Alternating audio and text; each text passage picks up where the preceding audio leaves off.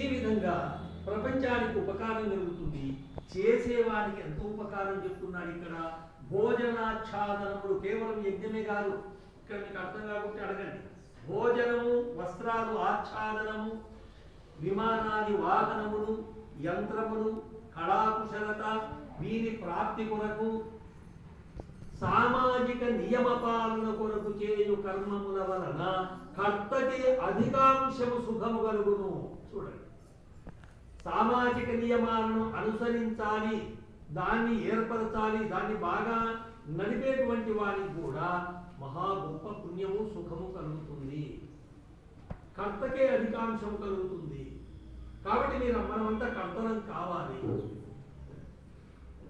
అందరూ యజ్ఞాలు చెయ్యాలి, సదాచారులు కావాలి, ధర్మాత్ములు కావాలి, న్యాయాచరణము చెయ్యాలి.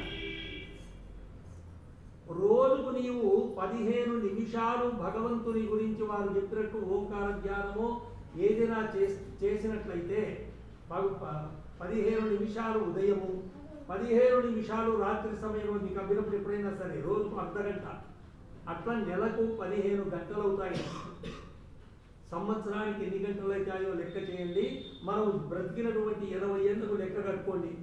ఎంత పుణ్యం వస్తుందో, ఎంత మీరు ఆరోగ్యము, ఎంత బాగుంటారో చెప్పండి. కాబట్టి ఈ 4 విధములైనటువంటి యజ్ఞాన్ని చేసేవానికి కూడా ఫలశ్రుతి చెప్తున్నాడు జైమిని మహర్షి. అత్ర పూర్వమీమాంసాయా ప్రమాణం దయాళుడు ఆయన ఇచ్చాడు. వేదవ్యాసుడు శిష్యుడిన జైమిని. ద్రవ్య సంస్కార కర్మసు పరార్థత్వాత్ ఫలశ్రుతి అర్థవాదస్యాత్ ద్రవ్యాణం తు క్రియార్థానం సంస్కారః క్రతుధర్మస్యాత్. చూడండి, ద్రవ్యము, సంస్కారము, కర్మ, ఈ మూడును యజ్ఞకర్తకు అవశ్యకరణీయములు, చాలా ఉండాలి. కాబట్టి మనం సంపాదించాలి. వీటిని మనకు ఉన్నదాంట్లోనో ఇంకా ఒకరిని అడిగో ఒక ద్రవ్యాలు సంస్కరించాలి, సమిధలు అన్నీ.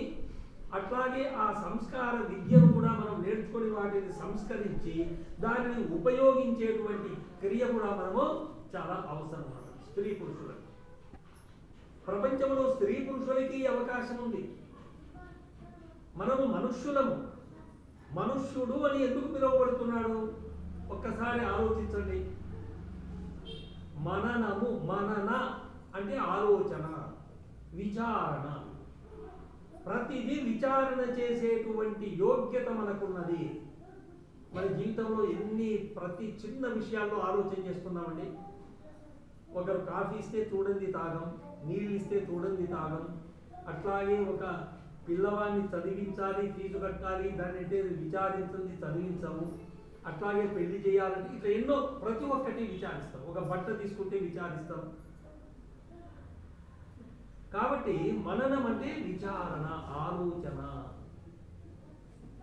మనన శక్తి ఉంది కాబట్టి, మననశీలుడు కాబట్టి, మనము సంతానము కాబట్టి, అంటే ఆలోచన అనే దాని నుండి మనం పుట్టామన్నమాట.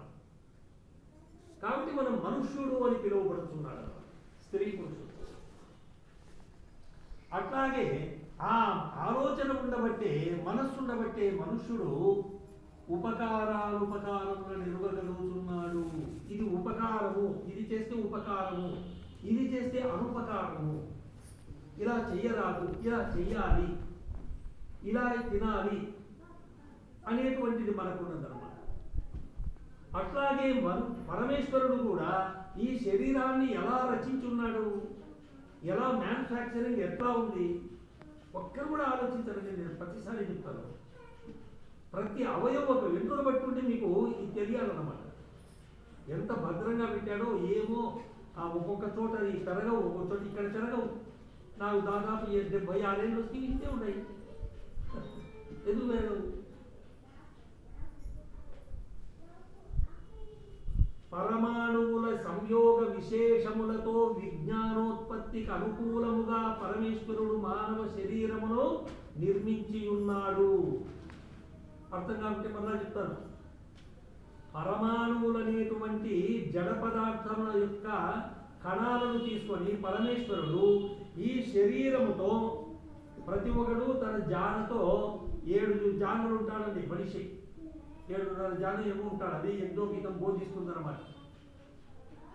ప్రపంచంలో ఉండే దేశాల్లో మన దేశంలో ఉండే జ్ఞానము, మనకు కావలసినటువంటి సాహిత్యము, ధర్మము, సత్యము, పదార్థము, సుఖము ఏ దేశంలో ప్రపంచంలో లేదండి. ఈ దేశంలో జన్మించడం మహాభాగ్యం. కానీ ఈ దేశం ఎటువంటి ఏ విధంగా స్థితిలో ఉన్నది అదే కరెక్ట్ అమ్మా, చాలా ధన్యవాదాలు తల్లి, నువ్వు ఎవరు బాగా చెప్పినావు. ఎందుకు ఆ స్థితికి ఏది కారణం? కేవలం నాయకుల్ని అంటున్నాం అన్నమాట. ప్రతి ఒక్కరూ కారణం, ప్రజలు కారణం. A government of the people, by the people and for the people. స్త్రీలకు రక్షణ లేదు, నీ గుడిలో నువ్వు పూజ చేసుకునేకి లేదు. ఇవన్నీ చూస్తుంటే ఇవన్నీ బాగుపోతు ఇట్స్ వేస్ట్, శుష్కవాదం అయిపోతుంది. కాబట్టి పరమేశ్వరుడు మానవ శరీరమును ఇసుక లాంటి కణాలను తీసుకొని విశేష పరిమాణములతో కలిపి, ఏ పరిమాణము ఏదేది కలిపితే జ్ఞానేంద్రియాలు అవుతాయి, ఏది కలిపితే తలకాయ అవుతుంది, ఏది కలిపితే మేధ అవుతుంది, ఏది కలిపితే కర్మేంద్రియాలు అవుతుంది. దాంట్లో మళ్ళా 5 ఏదైతే గుండె, ఏదైతే లివరు, ఏదైతే మూత్రపిండాలు, ఏ ఫంక్షన్ ఎలా ఉందండి? ఫంక్షన్ అద్భుతమైన ఫంక్షన్. అట్లా అదే కాదు, జ్ఞానాన్ని ఉత్పత్తి చేసుకునేందుకు అనుకూలంగా మానవ శరీరాన్ని నిర్మించి ఉన్నాడు. అట ప్రపంచంలో 24 లక్షల జీవరాశుల్లో ఒక్క స్త్రీ పురుషుడు తప్ప ఏ ప్రాణి కూడా తన జ్ఞానమును పెంచుకునేందుకు కానీ, అట్లాగే పెంచుకొని దాచుకునేటువంటివి కానీ, వస్త్రాన్ని కప్పుకొని మానాన్ని కాపాడుకునేటువంటిది కానీ, ఒక సంసారము కుటుంబం అనేటువంటి ఆ విధాన జీవితము కానీ దేనికి